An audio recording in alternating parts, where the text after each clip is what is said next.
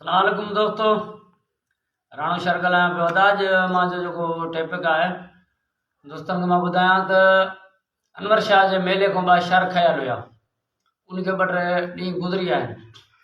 तव्हांखां ख़बर आहे त ॿी धमाल त खया उहे अनवर शाह जा तालिब बि आहिनि। मां बि अनवर शाह जो तालिब आहियां, मुंहिंजी क़ौम जा बि आहिनि, पर मां धालनि भाइनि खे इहा ॻाल्हि थो ॿुधायां, क़ौमियत जा माण्हू न खणो। क़ौमियत जा माण्हू खणंदा हुए, हिन में फितनो फसाद पैदा थींदो, जहिड़ो पैदा थींदो। बाक़ी शहर तव्हांखे पैसा न ॾींदा। शहर अॼु तव्हांखे ॾेरकी जा शहर या कचे जा शहर में तव्हां पैसा वठंदा आहियो त सुभाणे वरी ॿियो को माण्हू खणंदो। ईअं धाड़ेल मां बि अची गुज़रियो आहियां, माण्हू खया न थिए त मोटाया फाका थिए, पर क़ौमियत जे माण्हू जा पैसा मां कॾहिं कोन वठी ॾींदोमांव। भले हेठि खणी हितो मुंहिंजो सवलो आहे ॾेरकी जो शहर आहे, पर परे जो शहर हुजे बि जे मुंहिंजी रेंज में धाड़ेल हूंदो त मां पैसा कोन वठणु ॾींदोमांव। बाक़ी मां सम्झां थो पियो जेका मूं वटि खावनि था पिया उहे माण्हू खणनि था पिया।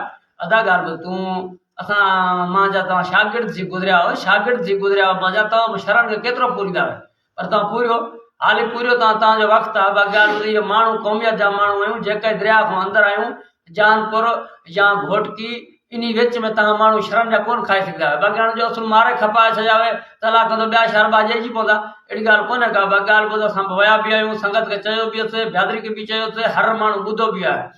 ॿुधी मां शहरनि पंहिंजनि भाइनि खे चवंदुमि त बाबा पैसा तव्हां ॾियणा न कयो, न पैसा असां वटि आहिनि बि। अॼु असां